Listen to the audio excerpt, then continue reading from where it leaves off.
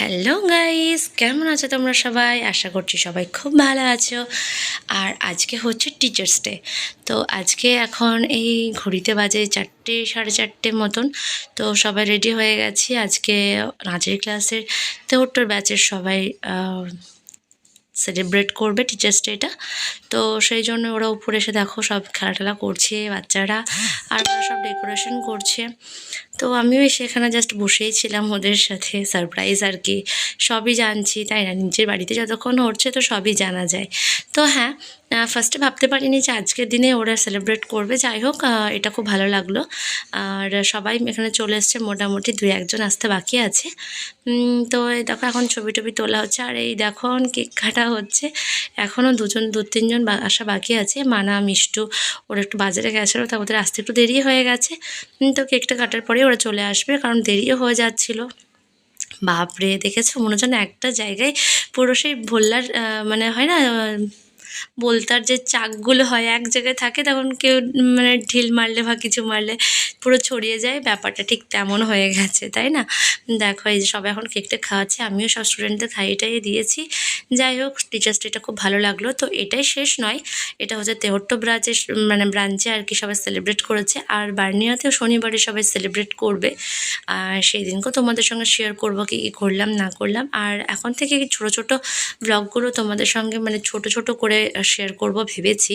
যদি ফুল ডেটা না পারি তোমাদের সঙ্গে শেয়ার করতে, যে সারাদিন কী কী করছি না করছি, তো যখন যেটা স্পেশাল কিছু করি না করি সেটা অবশ্যই তোমাদের সঙ্গে শেয়ার করবো। আর দেখো মামাম একটু রাগ করেছিল, কেননা যখন কেকটা কাটা হচ্ছিল তখন ওকে নাকি ডাকা হয়নি, কিন্তু ওদিকে আমি ডেকেছি মাম্মাম আসো বলে।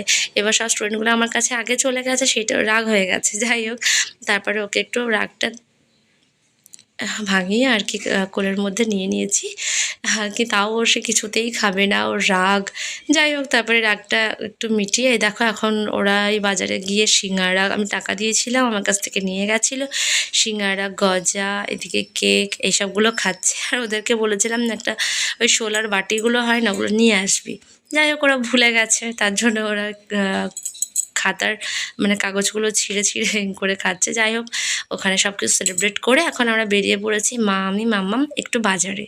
কিছু ঘরের জিনিসও শেষ হয়ে গেছিলো, আর আমি যেহেতু কালকে বাড়ি চলে যাবো, তেহট্টতেই ছিলাম এতদিন।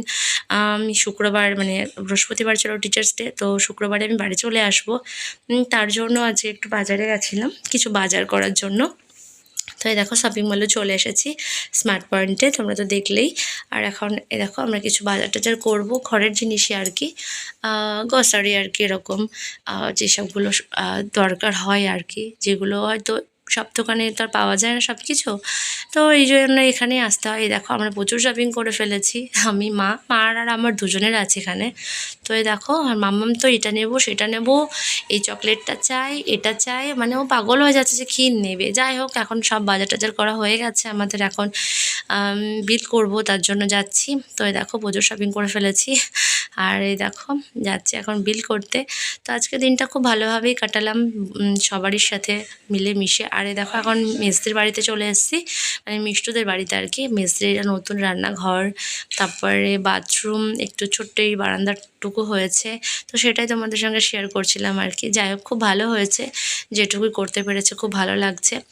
তো এই দেখো এটা মিষ্টুদের ঘর। তো যাই হোক, আর বেশি কথা বলছি না, সকালে বাড়িতে এসে তোমাদেরকে দেখাচ্ছি কি বাজার করেছিলাম। যাই হোক, ভিডিওটা ভালো লাগলে অবশ্যই লাইক কমেন্ট শেয়ার করে দিও। টাটা, বাই, দেখা হবে নেক্সট ব্লগে।